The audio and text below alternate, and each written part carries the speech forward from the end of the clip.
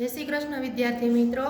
डिसेम्बरनी बुकमां पाना नंबर 38 पर अंग्रेजी में आल्फाबेट कैपिटल आल्फाबेट अने small alphabet P for Perot capital अने स्मॉल पी फॉर पेरोट बोलो अने लखो।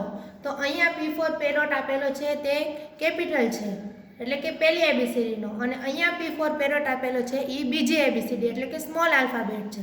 तो हवे स्मॉल आल्फाबेट में अहींया पी फॉर पेरोट छे तो शुं लख्युं छे के 10 वार घूंटो।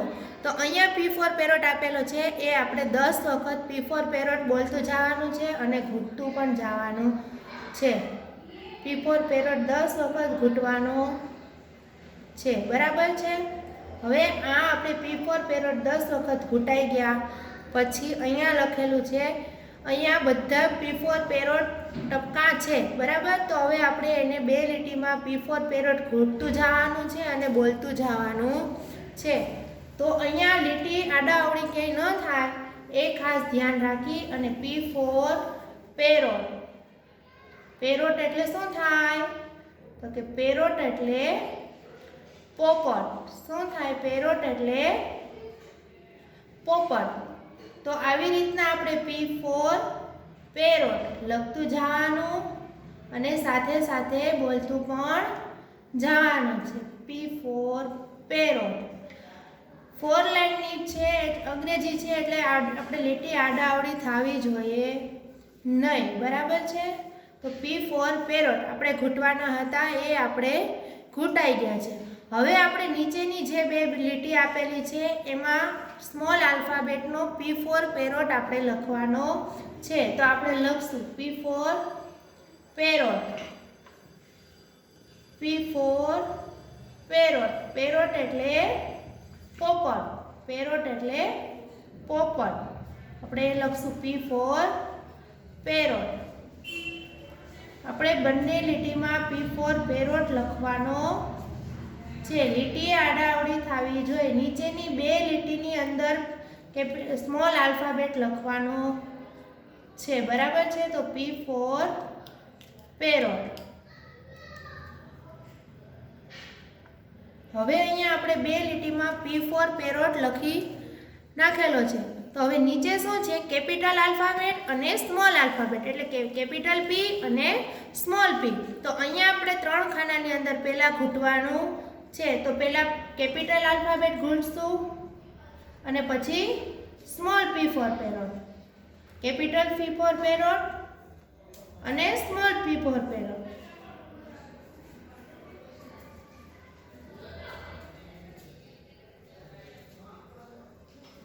અહીંયા આપણે પી ફોર પેરોટ ઘૂંટી લીધેલો છે, બરાબર છે। તો હવે આપણે અહીંયા નીચેના જે ખાનામાં લખેલો નથી ત્યાં આપણે પી ફોર પેરોટ લખવાનો છે। પહેલા કેપિટલ પી ફોર પેરોટ લખશું અને પછી નીચે સ્મોલ પી ફોર પેરોટ।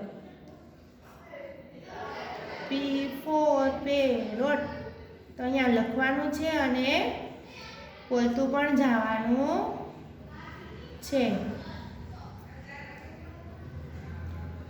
પહેલા કેપિટલ લખવાનો છે અને પછી સ્મોલ પી ફોર પેરોટ, બરાબર છે। હવે આપણે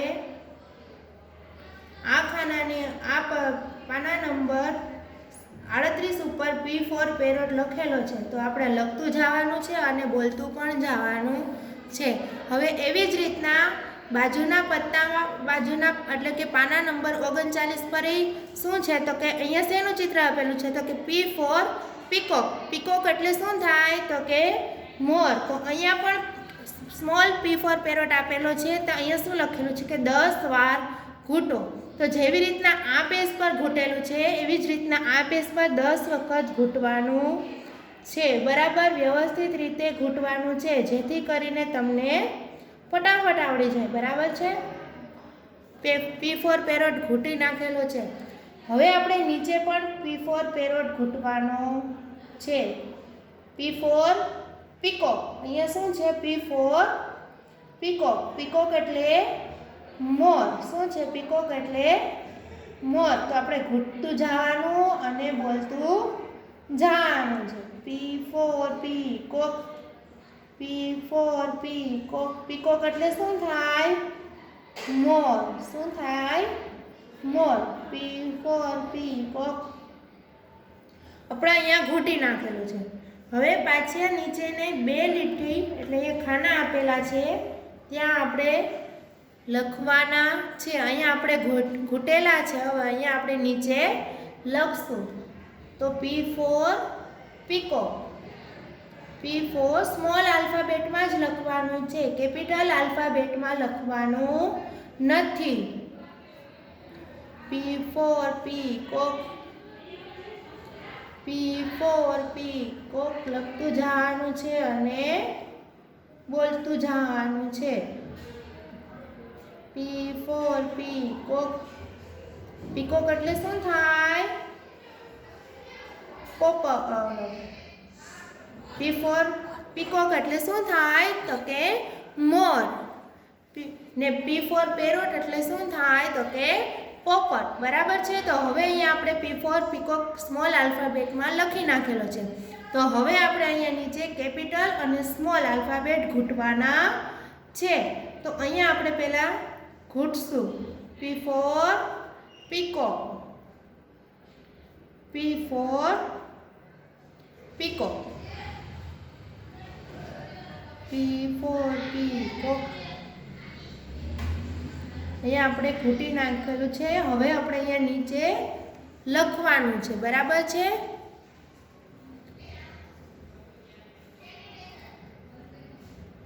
પહેલા કેપિટલ આલ્ફાબેટમાં અને પછી સ્મોલ આલ્ફાબેટમાં. કેપિટલ આલ્ફાબેટમાં પીકોક અને પછી નીચે સ્મોલ આલ્ફાબેટમાં પીકોક. P4 peacock. શું છે P4 પીકોક? પીકોક એટલે શું થાય? તો કે મોર. P4 પીકોક એટલે મોર થાય અને P4 પેરોટ એટલે પોપટ પણ થાય. બરાબર છે. હવે આપણે અહીંયા P4 પેરોટ કેપિટલ આલ્ફાબેટ અને સ્મોલ આલ્ફાબેટમાં લખાઈ ગયેલું છે. હવે એના પછી આપણે પેજ નંબર 40 એની પાછળનો પેજ એટલે કે અહીંયા શું છે? અહીંયા પણ Q4 ક્વીન. ક્વીન એટલે રાણી. શું થાય? ક્વીન એટલે રાણી. અહીંયા કેપિટલ આલ્ફાબેટમાં છે અને અહીંયા પછીની બાજુમાં સ્મોલ આલ્ફાબેટ. તો આપણે સ્મોલ આલ્ફાબેટ કેટલી વખત ઘૂંટવાનો છે? તો કે 10 વખત. તો આપણે અહીંયા Q4 ક્વીન 10 વખત ઘૂંટવાનું છે. Q4 ક્વીન એટલે શું થાય? ક્વીન એટલે રાણી. તો અહીંયા બે લીટી છે તે ખાનાની અંદર આપણે 10 વખત Q4 ક્વીન ઘૂંટવાનું છે અને બોલતું પણ જવાનું છે. Q4 queen. Q4 queen. Queen એટલે તો કે રાણી. Q4 queen. ક્વીન એટલે રાણી. બરાબર છે. તો બોલતું જવાનું. Q4 queen. ક્વીન એટલે રાણી. Q4 queen. ક્વીન એટલે રાણી. Q4 queen. ક્વીન એટલે રાણી આપણે ઘૂંટાઈ ગયું. બરાબર. હવે આપણે અહીંયા નીચે Q4 ક્વીન લખવાના છે. બરાબર છે. તો Q4 queen. Q4 queen. Q4 queen. Q4 queen. Q4 queen. Q4 queen. Queen એટલે રાણી. આપણે સ્મોલ આલ્ફાબેટમાં જ લખવાનું છે. યાદ છે ને? તો Q4 ક્વીન. ક્વીન એટલે રાણી. Q4 queen. ક્વીન એટલે રાણી. Q4 queen. ક્વીન એટલે રાણી. આવી રીતના આપણે Q4 ક્વીન લખ્યા. બરાબર. તો હવે નીચે શું છે? કેપિટલ Q4 ક્વીન અને સ્મોલ Q4 ક્વીન. તો હવે આપણે અહીંયા લખેલા છે ને તેને આપણે સૌ પહેલાં ઘૂંટવાના છે. બરાબર છે. તો Q4 ક્વીન પહેલો અને Q4 ક્વીન. બરાબર છે. કેપિટલ અને સ્મોલ આલ્ફાબેટમાં આપણે ઘૂંટવાનું છે. વિદ્યાર્થી મિત્રો, ખાલી આપણે ઘૂંટવાનું નથી, ક્યુ ફોર ક્વીન બોલતું જવાનું પણ છે. હવે આપણે આવી રીતે ઘૂંટાઈ ગયું છે તો વળી પાછું આપણે નીચે ખાલી ખાના આપેલા છે તો એની અંદર આપણે ક્યુ ફોર ક્વીન એટલે કે પહેલાં આપણે કેપિટલ આલ્ફાબેટમાં લખશું અને પછી બાજુમાં સ્મોલ આલ્ફાબેટમાં. કેપિટલ આલ્ફાબેટમાં ક્યુ ફોર ક્વીન અને સ્મોલ આલ્ફાબેટમાં ક્યુ ફોર ક્વીન. કેપિટલ આલ્ફાબેટમાં ક્યુ ફોર ક્વીન અને સ્મોલ આલ્ફાબેટમાં. આવી રીતના આપણે ક્યુ ફોર ક્વીન લખતું જવાનું છે અને બોલતું પણ જવાનું છે. બરાબર છે ને?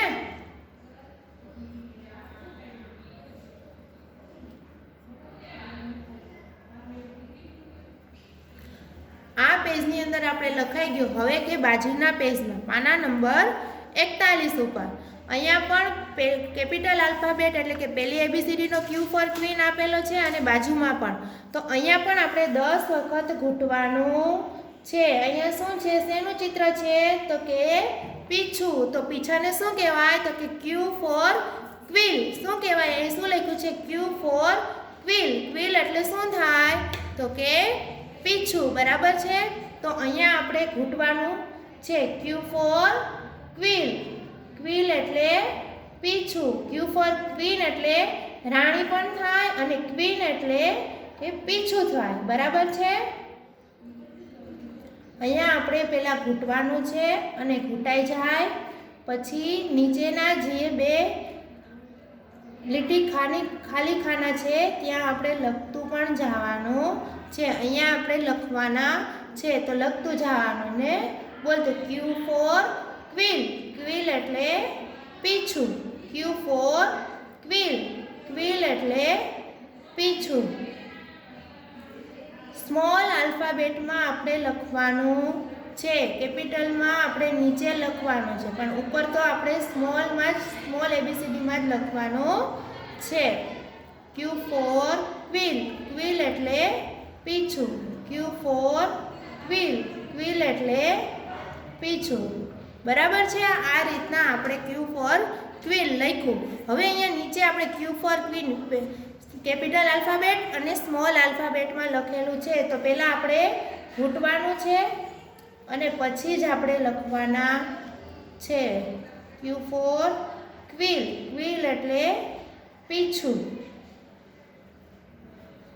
અહીંયા આપણે ઘૂંટાઈ ગયા છે. બરાબર છે? હવે નીચેના ખાનાની અંદર લખવાના છે. પહેલાં કેપિટલ અને પછી સ્મોલ. બરાબર છે? પહેલાં કેપિટલ આલ્ફાબેટ અને પછી small alphabet. Q for quill. Quill એટલે પીછું.